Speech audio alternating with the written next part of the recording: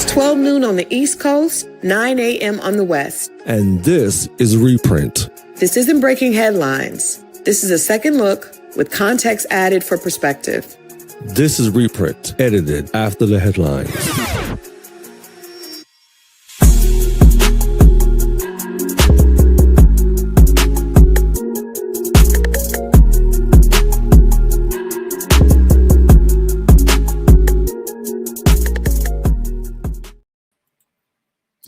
All right. Good morning to the West Coast and good afternoon to the East Coast.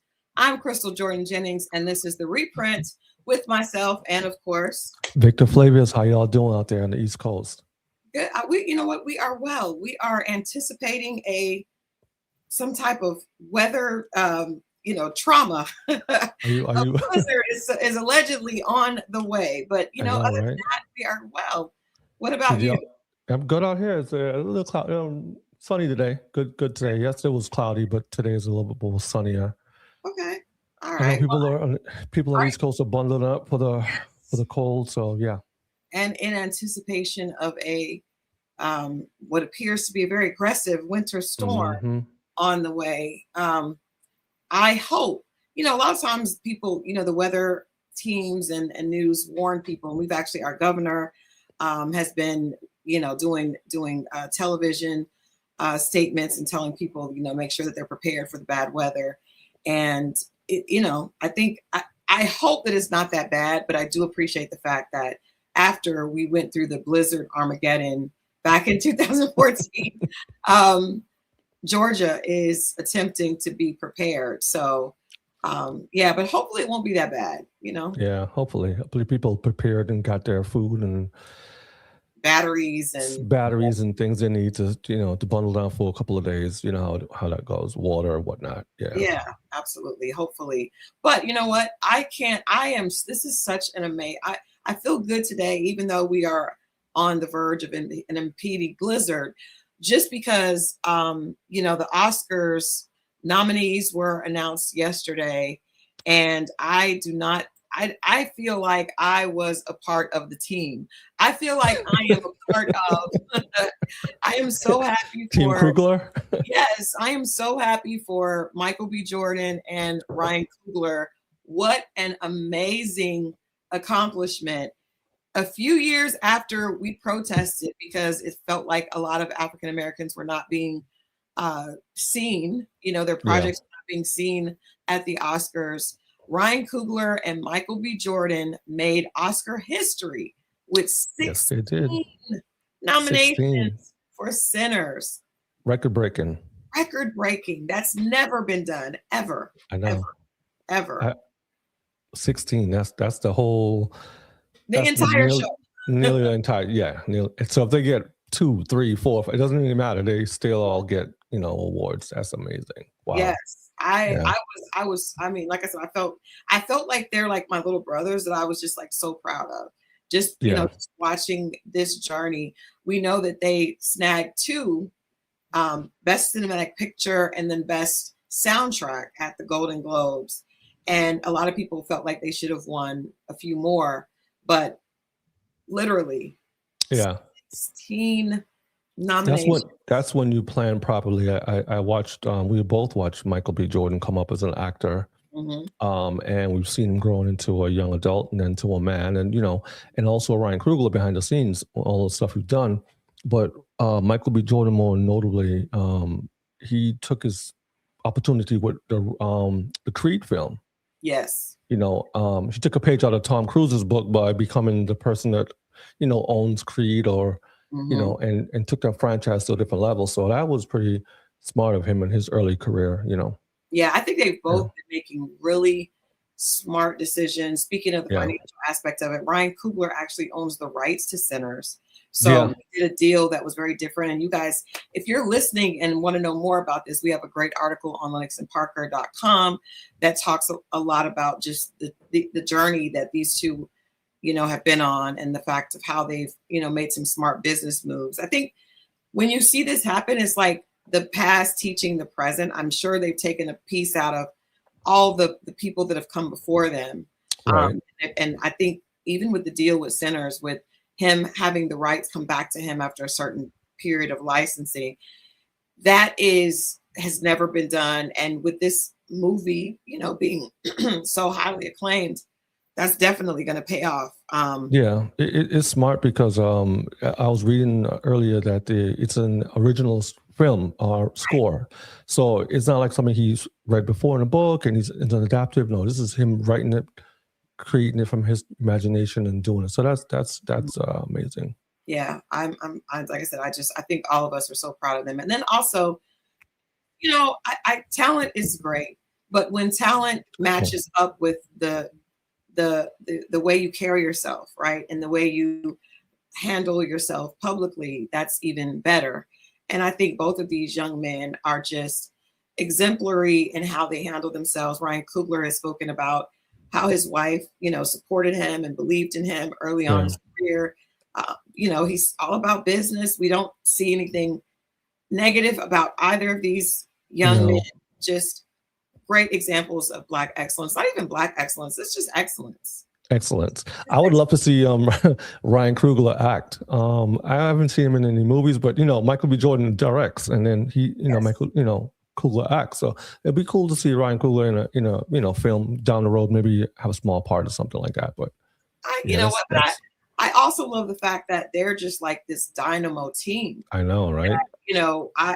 Ryan Coogler directs, and he gets the best out of Michael B. Jordan, and you can't help but think back to how Black Panther, the first Black Panther, just impacted people. And then at that point we had Michael B. Jordan with Ryan Coogler and also Chadwick Boseman. And I just can't help but to believe that Chadwick is, just part of this, smiling down at them and giving them that energy, and that blessing to keep going. Michael B. Jordan made a statement to People magazine. He said that his mom was his first call. My mom was my first call. It was great, a lot of tears, and the reason why I'm even in this industry and why I'm acting at all, why that was even an idea.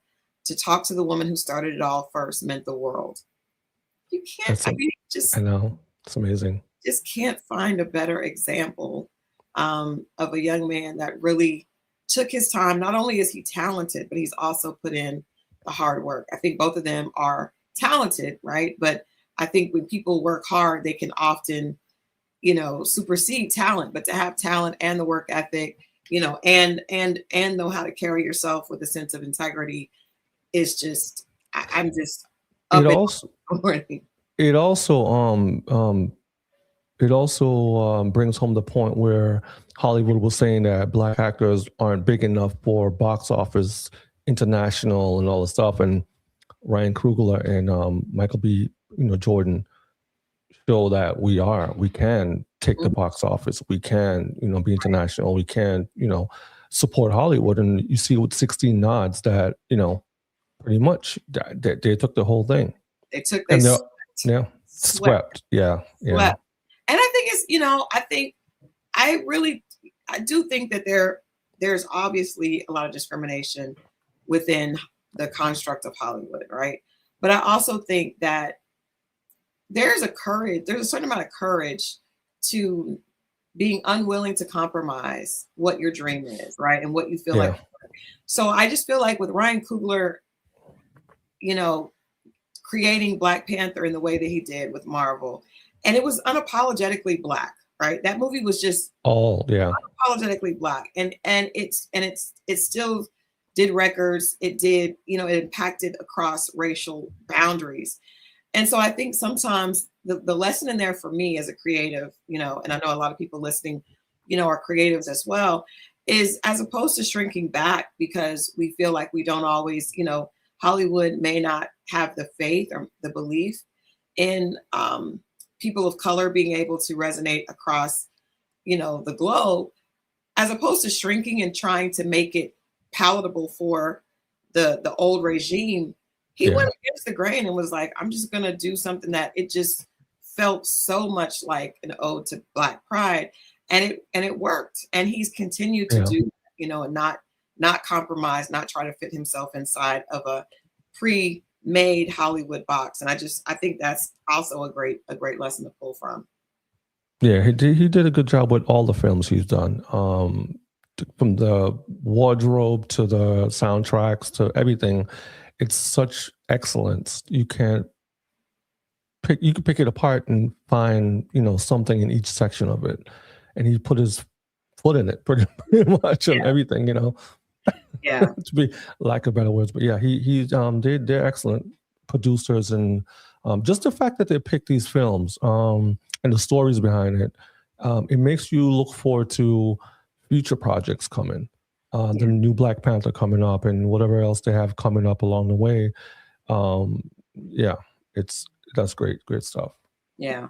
And I think, personally, like when a black man or two black men, have this type of success, it is such a beautiful addition to that for them to also make the way for a Black woman to be the most nominated Black woman in Oscar history. Ruth Carter, who is a wardrobe costume designer, earned her 5th Oscar nomination for Best Costume Design for her work with Sinners. And before her nomination, Ruth Carter was tied with Oscar-winning actress Viola Davis with 4 nominations. She's now tied with Spike Lee and Morgan Freeman for the 3rd most nominated Black creative overall. And she, I actually had the opportunity or the pleasure or the honor of working with Miss Ruth Carter a few years ago, actually probably about it's been quite a few years at this point. But she was doing an event here with SCAD, and I'm friends with one of the people in her team, and he reached out for us to help her with publicity for this event, and then to set up some interviews for her. Just an amazingly gracious woman, so talented. When you know that, I can't think of anything that she has not been involved with when it comes to Black films that are highly regarded and have been, highly acclaimed. Malcolm X, she's worked with Spike Lee, and then of course she did Black Panther, the first time. But seeing her, she did a almost like a pop-up here in Atlanta, where you could go through and see the different costumes that she created for different movies, right? And I didn't know all the way back to, like I said, Spike Lee with School Days. Like, she's been doing this for so long. She's so good at what she does, and she's such a gracious, just gracious, beautiful woman. When I was at another media outlet, Rolling Out, I did a cover story on her and had the opportunity to work with her on the publicity side, and then also just, learning more about her story. But she's so talented, and she's made the way for a lot of up and coming wardrobe and costume designers to have an opportunity to be involved, But I would love to see her after this nomination. I would love to see her do another pop-up where people that want to be in the industry, or just she's really just a part of Black history. All that she's done, it's really a part of Black history. But there's a lot of, there actually were, what we said, 10 to 12 African American nominees at this Oscars. It looks like, African American people of color swept this year as well. Let's get into some of them. Let's get into some of it. Some of the people I know. Delroy Lindo, amazing actor, has been on the screen for years, and I'm wondering, has he had other nominations? Sure. This is his first nomination. His first nomination. Yeah, he acted for a minute, and then he took a break and came back with that movie. Was it Bloods? The Bloods or Five Bloods? Yeah. Okay. That was the last film that I think the last film that Chadwick was in as well. Mm-hmm. But this is his first nomination. This is Michael B. Jordan's first nomination as well too. Mm-hmm. Oh wow! Yeah. I'm surprised he didn't get nominated for Creed. Yeah, but that's politics and that's Hollywood, and there's a lot of reasons why. But in this particular instance, we have 3 legends. We have Delroy Lindo, first nomination. He's an older gentleman, been around for a minute. Michael B. Jordan, first, nomination as well. Raphael Sadiq, Yes. This is not his first nomination, but this is his first time being what is it? This is the second nomination. Sorry, second nomination. And he's for Best Original Song. Yes, Best Original Song. Yeah. Yeah. Also, we got to talk about our girl Tiana Taylor. We saw she did her thing. She did her big thing at the Golden Globes a couple of weeks ago, and she is nominated for Best Supporting Actress. So we have Best Supporting Actor, Delroy Lindo, Best Supporting Actress, Tiana Taylor for her role in One Battle After Another. Yes. So we have. Let's see here. Let's look at the nominees here. So yes, Best Supporting Actor, Delroy Lindo, Best Supporting Actress, Wunmi Musaka, and there was another actress. There's quite a few people thought that others would get that Best Supporting Actress role. Best Supporting Actress, Tiana Taylor, and then Best Actor, Michael B. Jordan. Amazing. And then we also have the behind the scenes folks, right? Yep. So we have the behind the scenes people, and I love the fact that we're getting a chance to see both. Obviously, Ryan Coogler, Best Director and Best Original Screenplay. Our girl Ruth Carter, of course, like we said, for Best Costume Design. Shanika Terry here for Best Makeup and Hairstyling. Also for Sinners. Hannah Beechler, Best Production Design for Sinners. And then it's just I don't know. Then for that Devil is Busy, Crystal Hampton, she's another person as well. Okay. And she's what is the I guess it's documentary short. Okay. Yeah. Okay. Wow. It just feels good to see so many people of color. I'm not one of the people that think that you should get nominated just because you're Black, right? No, I do not believe that. I believe that the work has to be of merit. Right. And that's what makes I'm so excited about with this, because we know that the work was of merit. It was excellent. It had, from the collective of it, right, to the screenplay, the music, the costume, Michael B. Jordan acting as two twin brothers with totally, let's talk about that for a minute. That was interesting. Oh my God.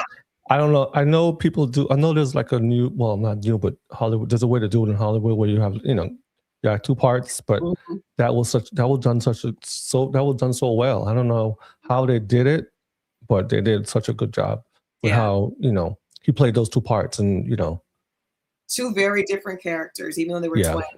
Very, very different energy, and to see him interacting with himself. I know. Kind of surreal, right?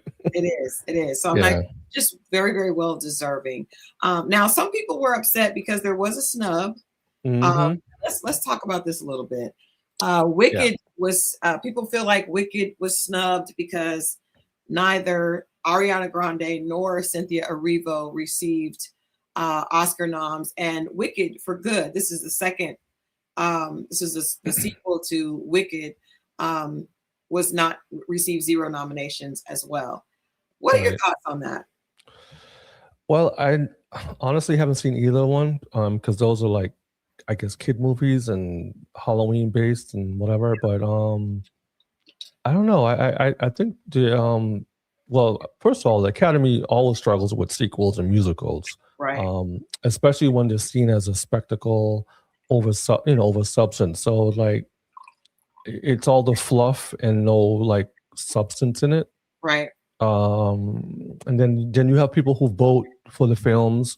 So I think with Sinners being as strong as it was, with all the cast, the leading actors, and it being a great film, there was no room for Wicked.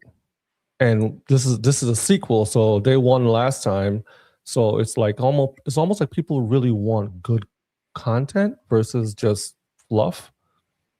So that's my take on that.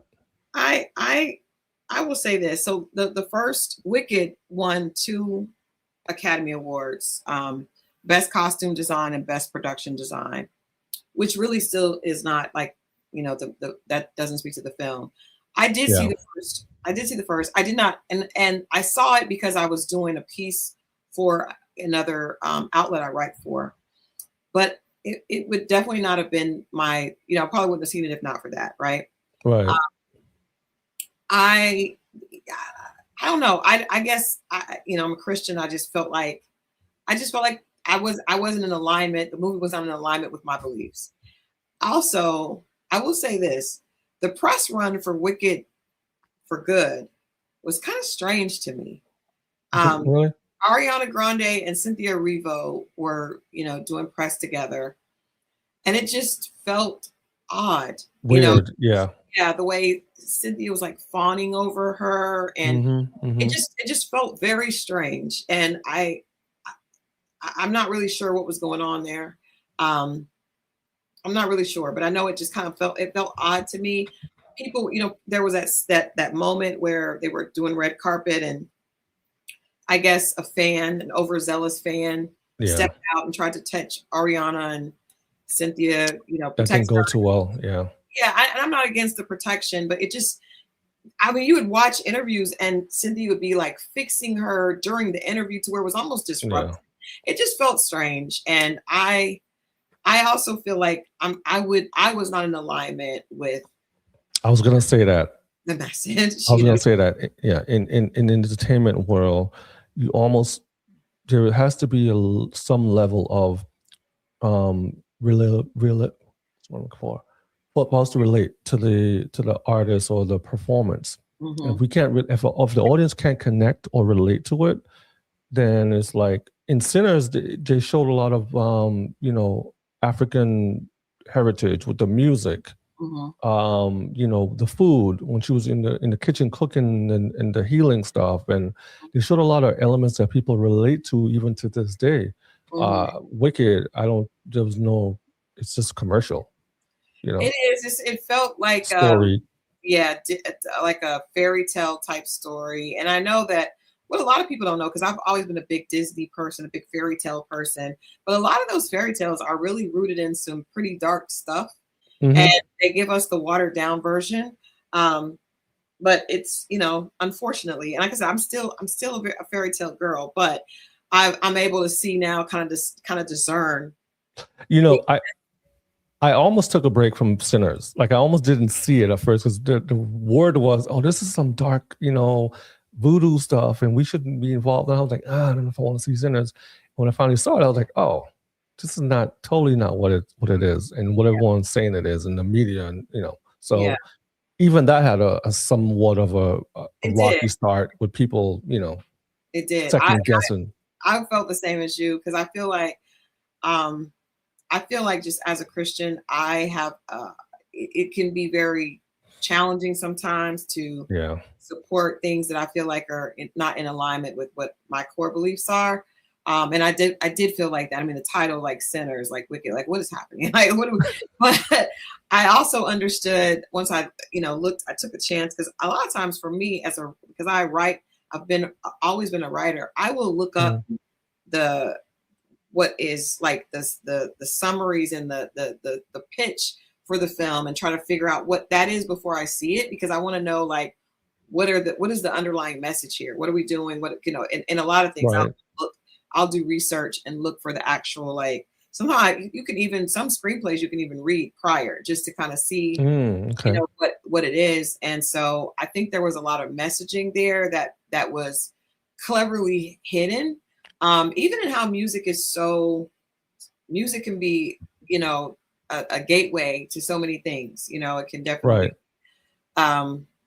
a seductress and so to speak. But yeah, I think people are upset because first of all, you're never gonna make everybody happy. But there's no matter if it's the people of color upset or women are upset or the LGBTQ, everyone's going to be upset if their favorite doesn't get it. But I did see a lot of conversation online about Wicked for Good being snubbed, and I don't know if it was snubbed or maybe it just didn't measure up. Also, sequels are very rarely, receive nominations. So that's worth mentioning as well. We had some other snubs too as well. Mm-hmm. George Clooney didn't win.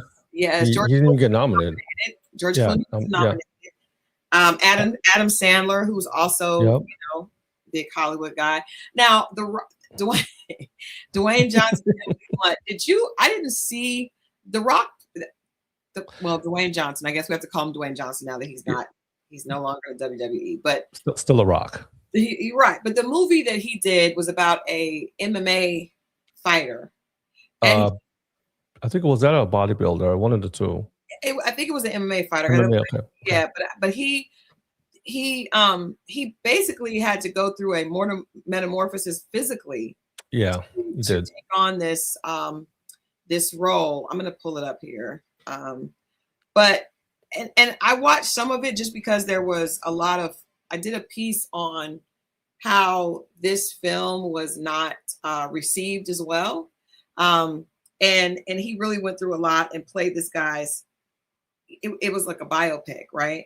And he said, I saw an interview where he said that he wasn't upset about it because he felt like the movie he did a great job. He felt like it was great. I think he was like one of the producers on it as well. Hold on, I'm pulling this up. Because I really want to I also think I'm going to say something while you do that. I also think that it's also time and place, right? I don't think maybe it was the time for that to come out because with all the stuff going, it's like almost reading the room, right? So a lot of the films that come out, it's almost like, okay, well, bad timing, or this could have been better if people was able to, absorb most of it, digest it, So he played Mark Kerr, who was a UFC Ultimate Fighting Champion. Okay. And he gained weight, like you can see in this photo of him. He doesn't even look like himself. He gained a lot of weight, gained a lot of muscle, did a lot of training, because that's that's tough, violent fighting. It was called the Smashing Machine, and Emily Blunt, played his significant other. But I don't know. I feel like there are some movies that people catch on too late, or that, like you said, they're just the timing was wrong. This came out in October. I think even in October, there's obviously a lot of scary movies that go out around that time. But I kind of think that's like people are moving into like a holiday season energy. So I don't know that maybe the timing could have been wrong. Maybe people need. I didn't really see the publicity wasn't strong for that movie either. Yeah. Because by the time I did a piece on it and saw some information on it online, it had already been out for a while and it already not really done well. So, but I think that he delivered a great performance. I think it's maybe I know for me as a woman, I think women are the biggest part of the audience, commercial audience, right? I don't know if it's probably not something I would be interested in, that man's story outside of Dwayne, The Rock. But this guy, I don't know who he is. I don't know anything about that. Watching a fighter, I don't know. I just wasn't. I also didn't see the magazine Dream film that John I didn't either.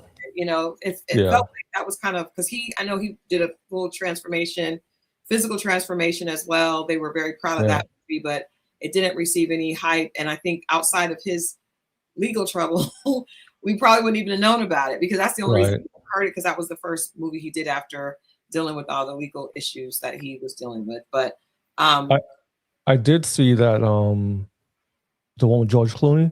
I did see that one, some of it. I tried watching it. It was a hard watch because it was so slow moving. Really? It was pretty much about his life as a celebrated actor at the end of his career. And he kind of wanted to change positions from being that to more of a dad role because he had a daughter. He didn't spend too much time with her because he was a famous actor and he was in Hollywood, outside of Hollywood. Yeah. And the film pretty much was slow to that point. And I was like, I can't watch this anymore. So I kind of didn't turned know it off. I I didn't even see. That's what I'm saying. I didn't even hear about that. Yeah. There's so much now that we're inundated with. So many movies, so many streaming platforms, so much going on. A lot of big movies are now being released on Amazon or Netflix. So Netflix, yeah, Paramount, yeah. Yeah, it's very strange how it works. But I do know that George Clooney he was the Hollywood hunk guy, right? Good looking, that women, and I know that he's kind of raged against that, of being like that.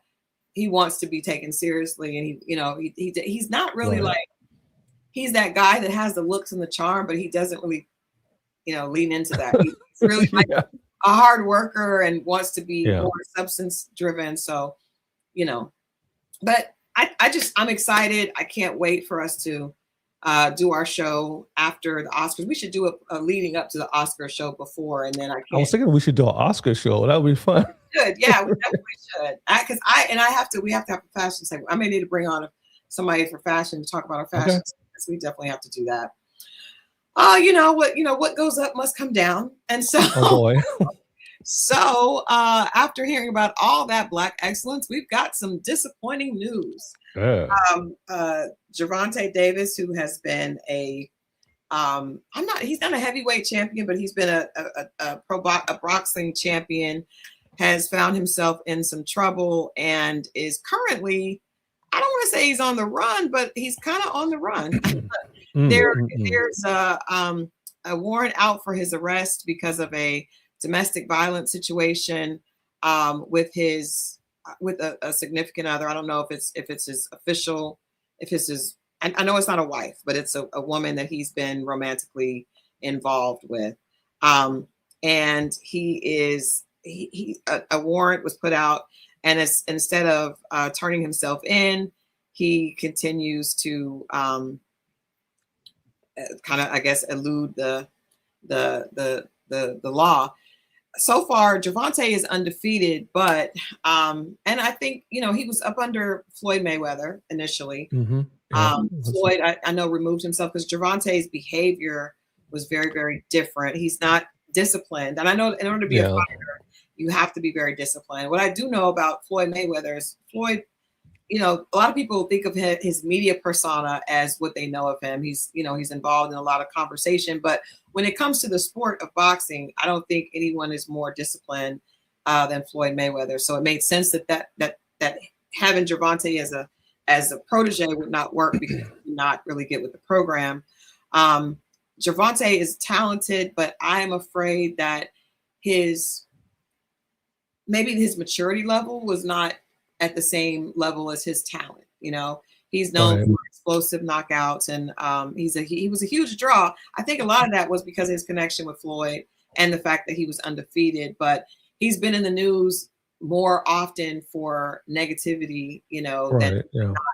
Before this court case came up, and this happened in Vegas, he was online and he was showing pictures of himself. He had gained a lot of weight. He was out of shape, and he was saying that he was going to get back in shape. But that is very hard on your body when you allow yourself to be out of shape so far and then try to hurry up and get back in shape. That yo-yo dieting and doing things that are not healthy for you are going to in your fight. So I hate to hear that he's on the run, but I think that he's tearing his career down, piece by piece.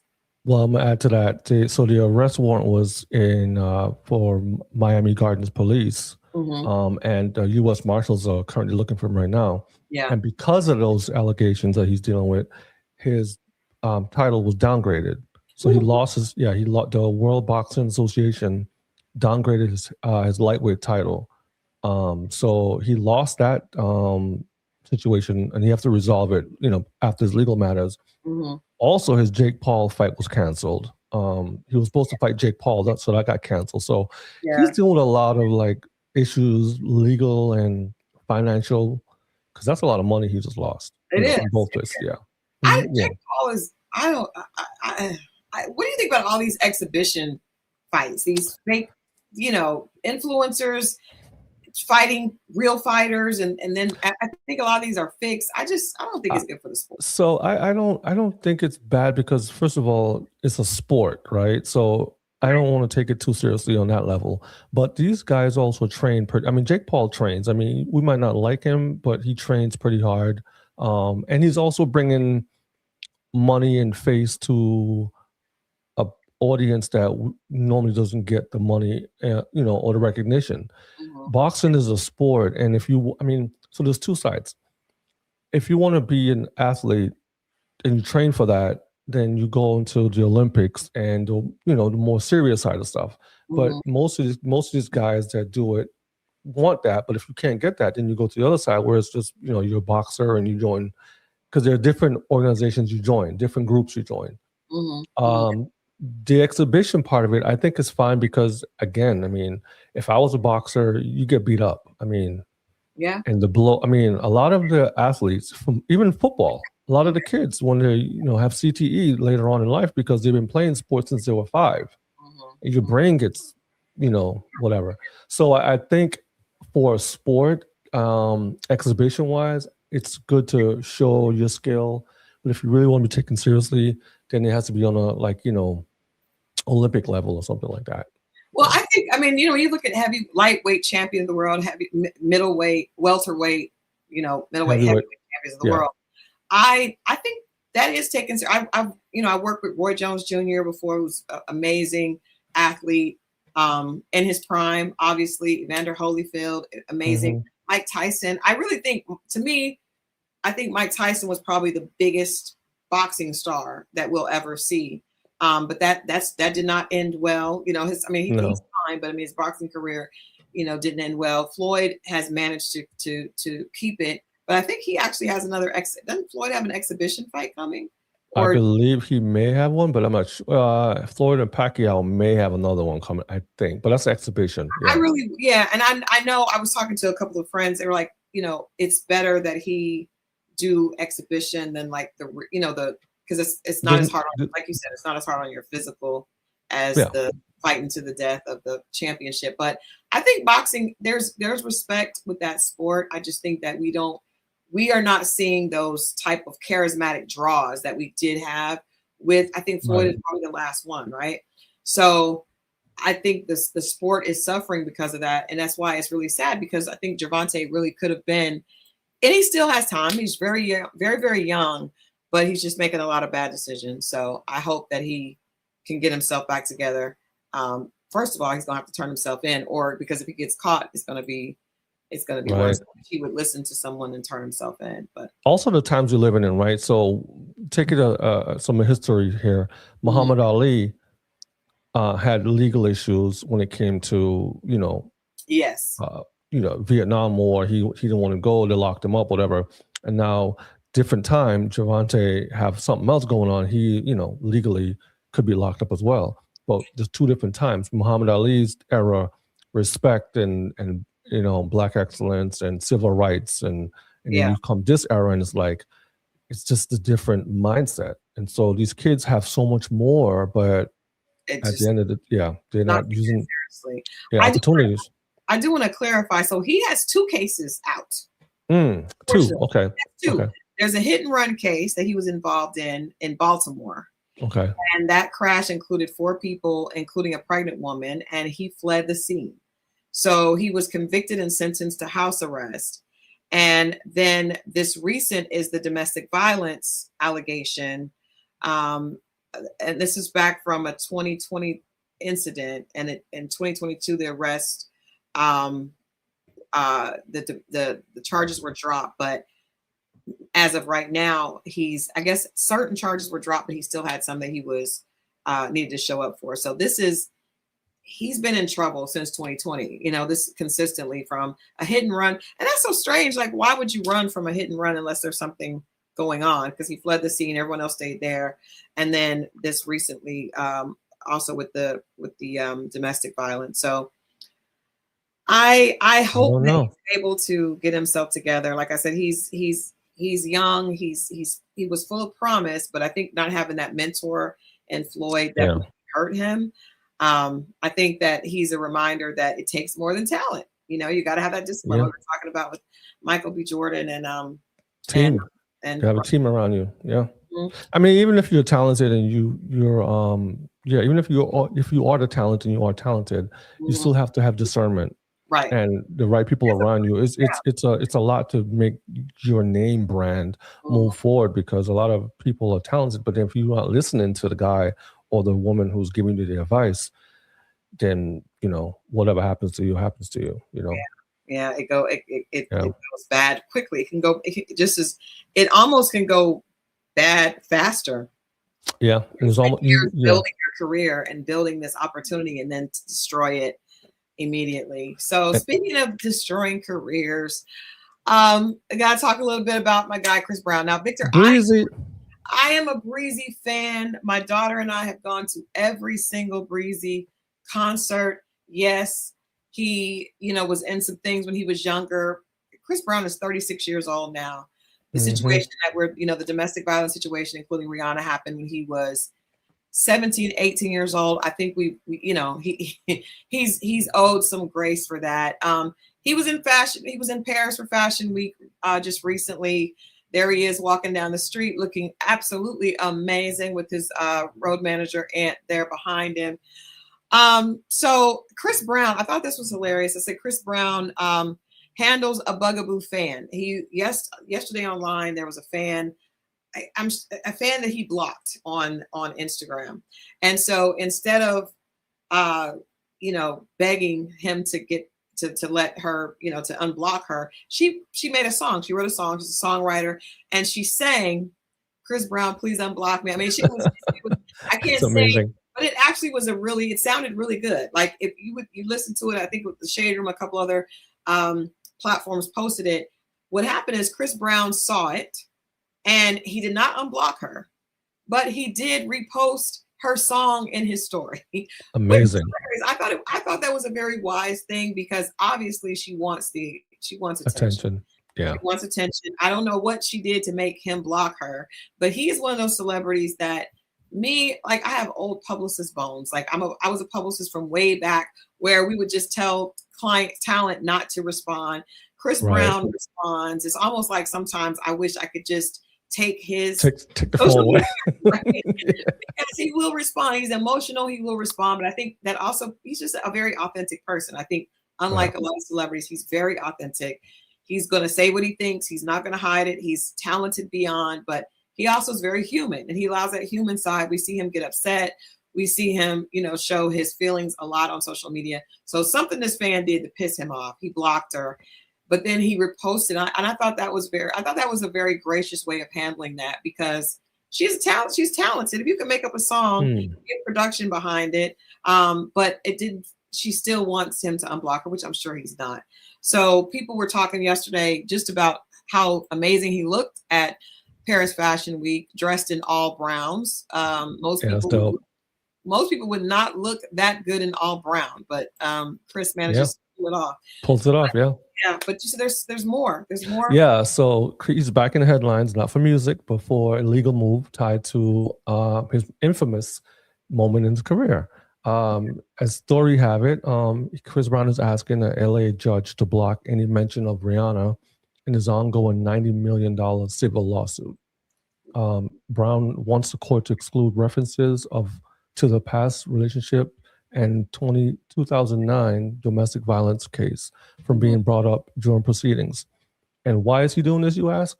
Well, his legal team argues that mentioning Rihanna would be prejudicial and irrelevant to the current case. The concern is that the jurors will be emotionally influenced by his past rather than focusing on the facts of the lawsuit itself.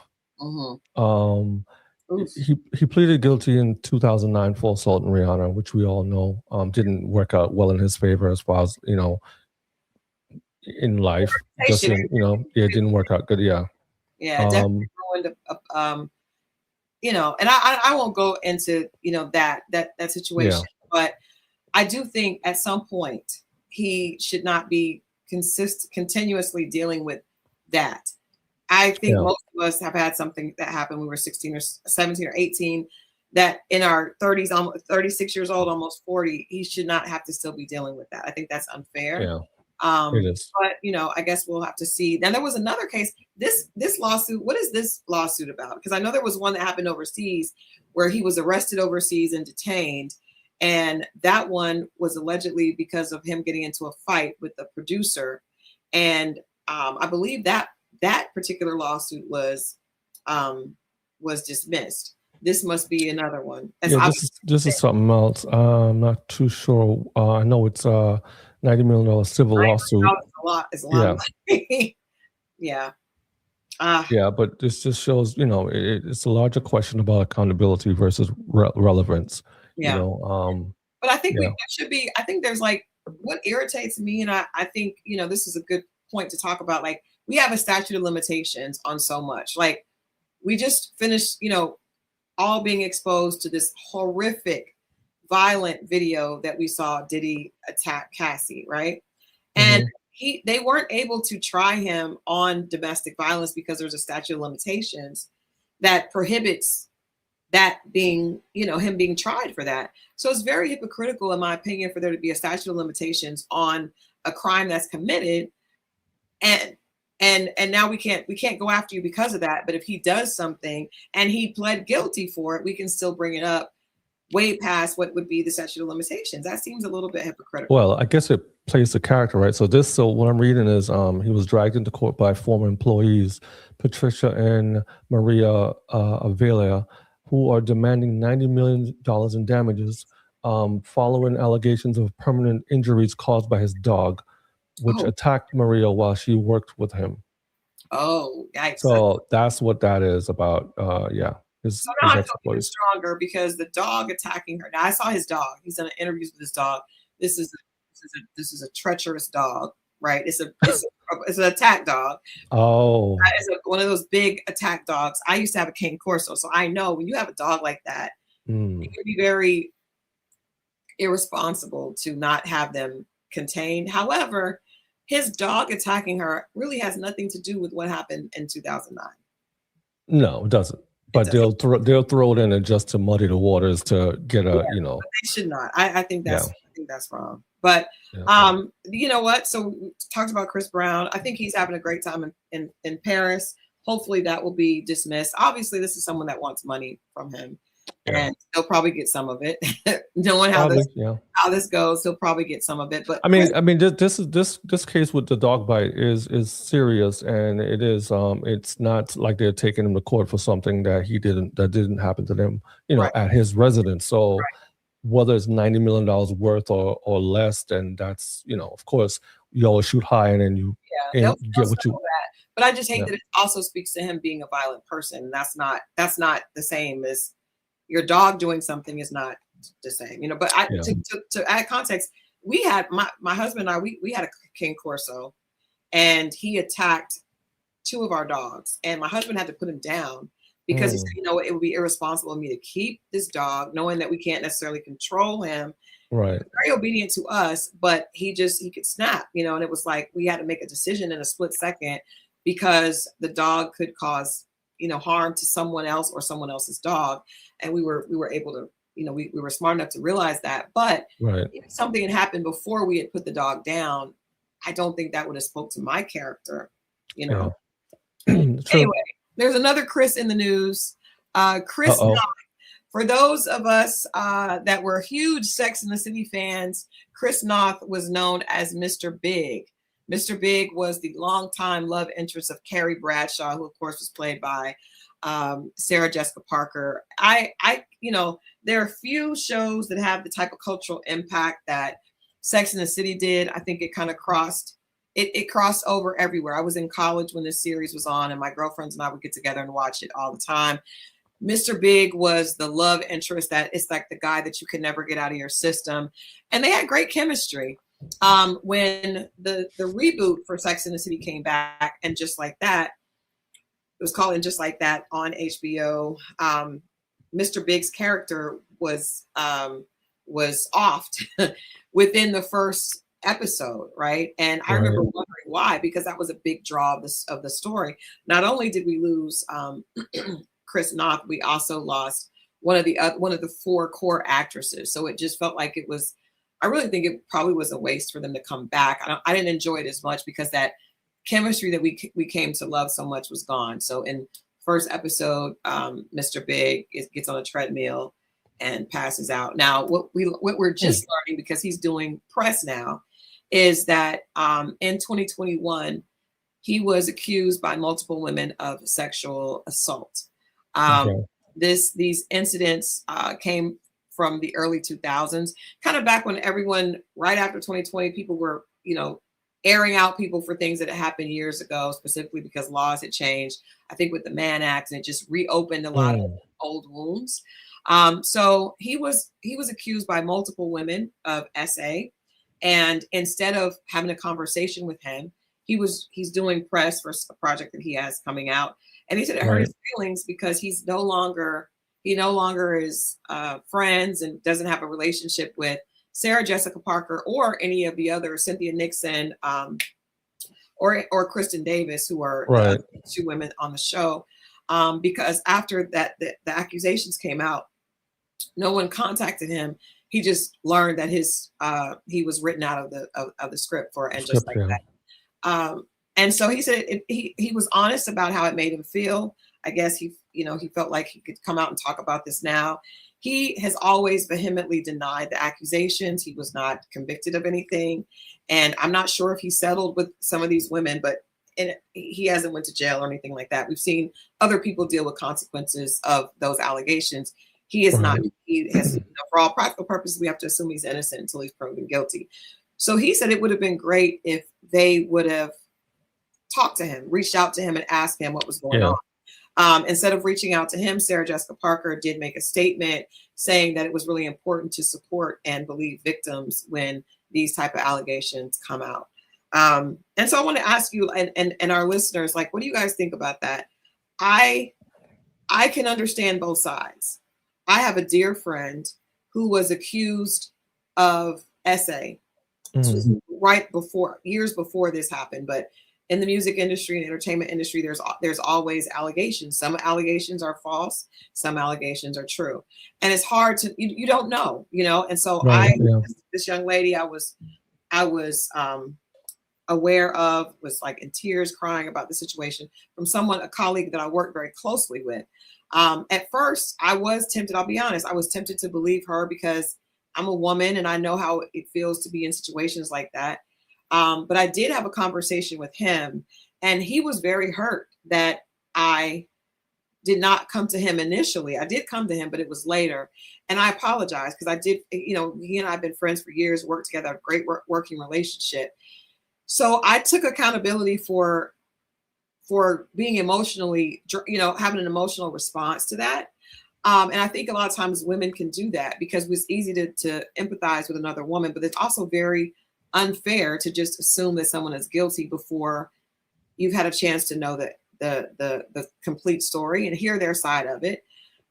So I do understand his point, but I also understand Sarah Jessica Parker wanting to be a woman who is an advocate and someone that would stand up for victims and not make a victim feel like they're being tried as well. I think in that situation, he was owed an explanation because he'd been on the series for, multiple seasons as a main character. And not only to sever the friendship, but also, sever his relationship with the show. I think that was a lot, but I do understand why. What do you think? So there's a lot of different things going on here. At the time he was accused, what year was this? 2021.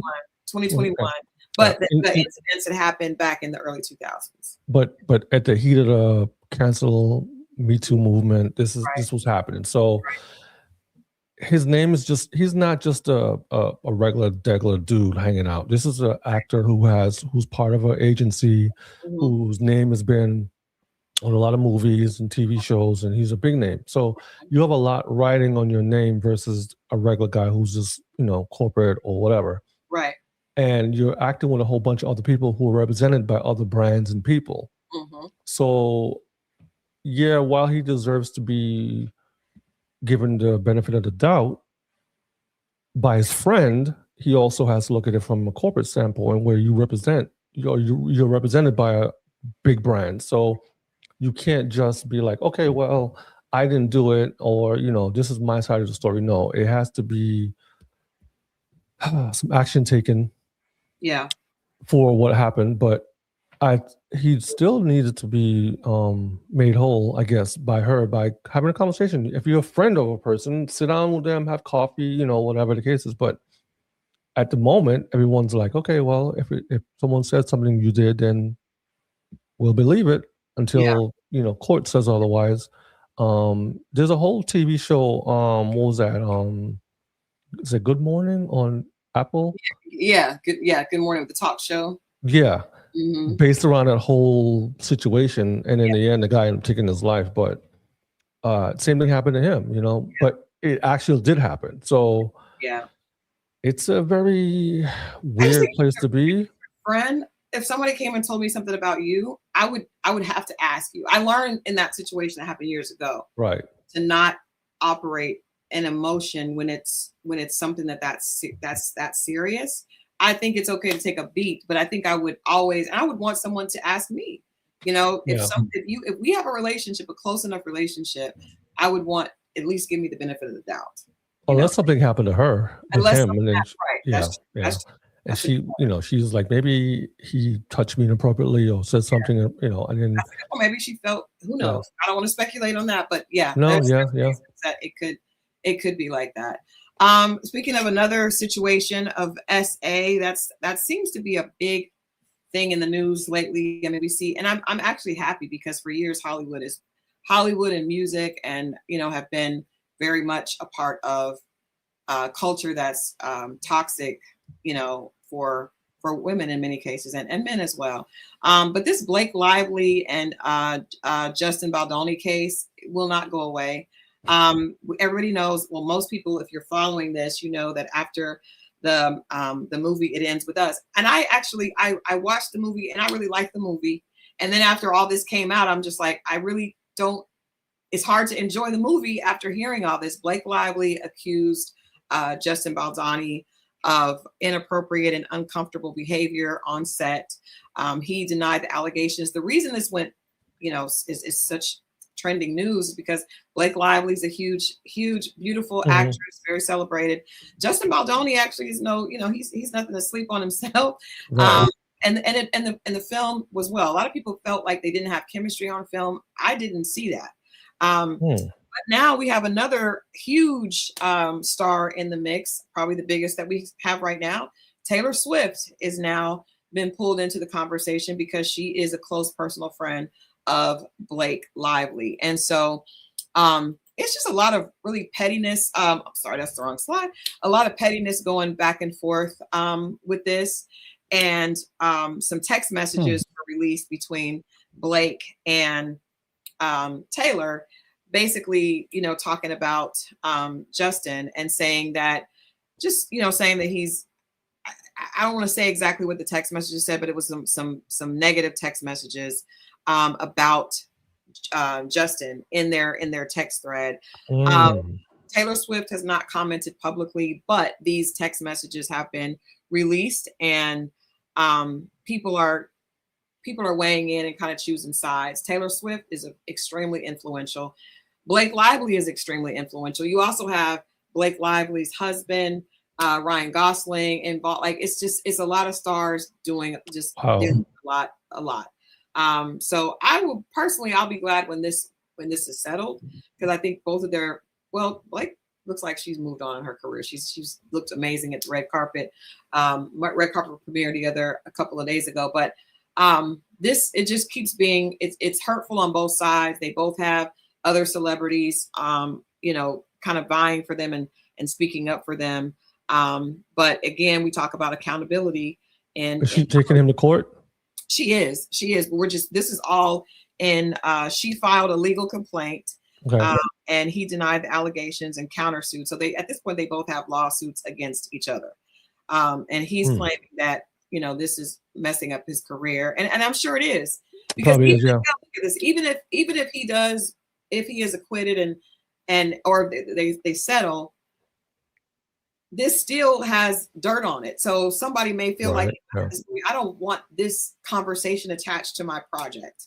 And even if he is, being unjustly accused, the conversation around this still could supersede whatever projects he's involved in, So I think this is a story. There are a lot of people that this is what I wonder. I know that media now we have access. Fans have access to every piece of information. Before social media, a lot of times something would happen with a celebrity and you would not know until they actually went to court. But at this point, we're involved in the conversation from the moment they make the allegation, and it could be years until the court case actually, True. happens. And in that time, there's all this negative publicity that can affect their career. Same thing as I mentioned earlier with Jonathan Majors. He was actually acquitted of most of what he was charged with. But by that time, he had lost his Marvel deal, lost all his endorsements, and he has to start from ground zero. So I wonder, is there a solution for the way that we take sides, rush to judgment? But then I also know if I was the owner of a large brand, I would not want anything that had any type of controversy attached to my brand. Yeah, you need to have a team of people around you to insulate.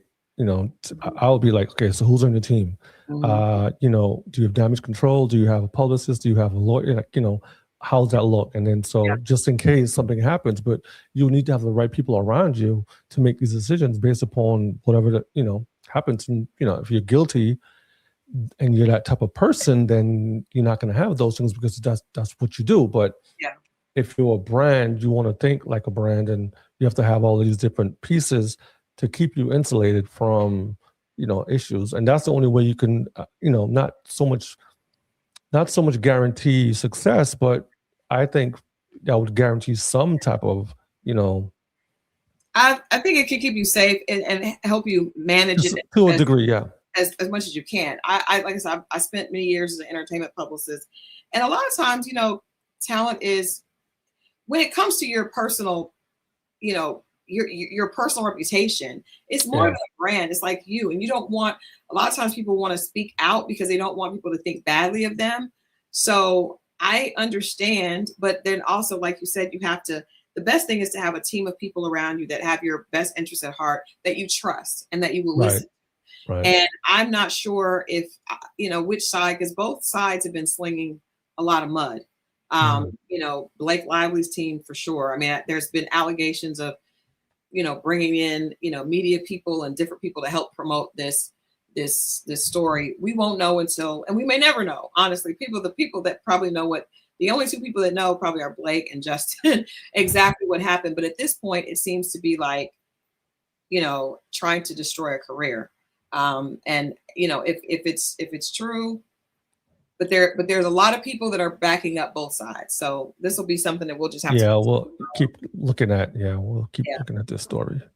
I'm sure we'll keep it going. I think we have to end today on a positive note. Yes. All those court cases and warrants, and let's end on a positive note. A note about love. A$AP Rocky. He's been doing.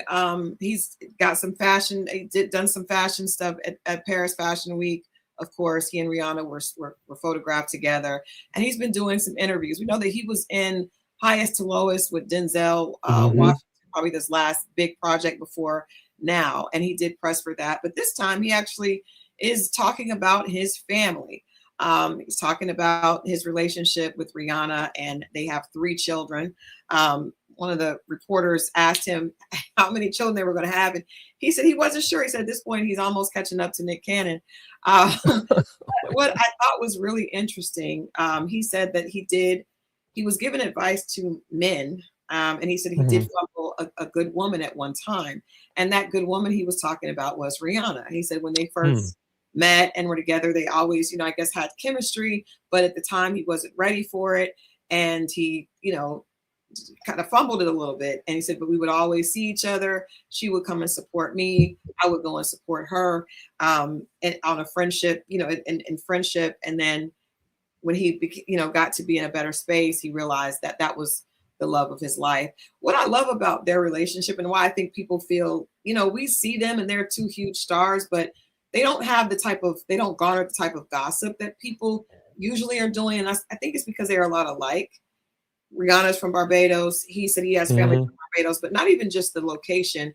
It's the idea of how they look at family, how they, what they enjoy. They seem very much in sync. That's pretty much it. Yeah, I think that's one of the reasons that the public gives them so much attention, and you see it just feels different. It doesn't feel like we think they're trying to be a power couple. It feels like they just ASAP and Rihanna, you know? Yeah. I think also because they live outside of what we, they're not just musicians, they're also fashionable. They're like socialites. Their family have a good family structure. His mom was like, I think his dad's from Barbados. Yes. Mm-hmm. And so they have that connection, and West Indian people are raised different and raise their kids different. Right. Exactly. Even if Kai Cenat's dad's Jamaican. So he comes from a Jamaican Haitian background as well too. So they're raised different with different principles, and very family. Very, very, very family oriented. Yeah. So that's good. Yeah. I like it. I like that. And she's talked about that before. And he did say that his mom said, where is that girl? Where? And just regular girl, but the one that she thought he should be with. But I enjoyed hearing his conversation on that. He did speak about his issue, the tension with Drake. Yeah. And he said that he, on his side, there's no tension. He said he just doesn't mess with Drake. He said a different choice words, but he said he doesn't deal with him. He feels like it's all over a girl, which I'm assuming is Rihanna. And he said that at this point, after, people have moved on, got married, had children, you should have no problem. But he said he doesn't really respect Drake, the way he handles it. And, he's not informed, but he's not beefing. He said it's not a beef. There's no point to. Yeah. That's his wife at this point. Like, she's my wife. Yeah. Like, pretty much. Yeah. Well, we have talked about a lot. A lot. We have had a full show today. It felt good. I'm still excited about what our biggest topic of the Oscars. What do you have planned for this weekend? Nothing. Just catching up from this whole week of all the stuff. I'm sure we're gonna have more news on Monday. Crazy stuff happening, and just paying attention to what's going on out there. Enjoying the sunshine and family. That's pretty much it. Yeah. How about you? Good. What you got going on? I'm just gonna try to stay warm and stay. That's right. That's right. We have been ordered to stay in our homes after Friday evening. So they told you that? The governor, they said wherever you sleep on Friday, stay there. Oh, man. That night they did a very plain English to stay indoors if you can, because we want to reserve the streets for people that need to be out there, and then that way we don't have just people out just hanging out. So I think after me as one of the people that suffered in the Snowmageddon, I definitely will stay in. I definitely will stay in. But I think, hoping everyone stays safe. I do want to let people know that TLC is going on their cruise. Oh. They're doing a cruise in a 90s cruise. Okay. So we just pray that they have that they're able to get to their cruise. Chili and T-Boz coming out of Nashville and Atlanta, going to Miami for the 90s cruise. And so I'll have we'll be able to talk a little bit about that next week. But nothing, just trying to stay safe. Trying to stay safe. Yeah, that's it. Yeah. Yeah. Well, we hope you guys enjoyed. We love hearing back from you. So please leave your feedback if you want to wager in on any of the topics that we discussed, from the Oscars to Gervonta to Chris Brown to Chris Noth and the Sex and the City debacle, and even the Blake Lively, Taylor Swift, and Justin Baldoni. Anything you want to wager in on, please let us know. We would love to hear from you. Make sure that you visit lennoxandparker.com. Subscribe too. Subscribe. Yeah. So that you can know when we're coming out. We may eventually start doing this every day of the week so that we're able to connect with all the headlines that are coming out and add additional context. But we're going to sign out for Friday, and we'll see you guys right back here. Peace out. Thank you all. Monday 9 on the West Coast, 12 on the East Coast. We'll see you guys then. See you.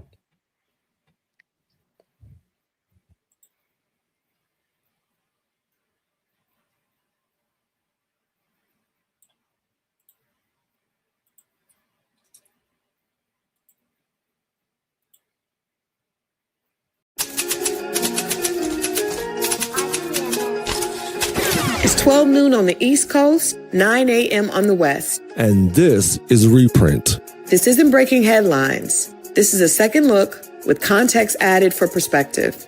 This is RePrint, edited after the headlines.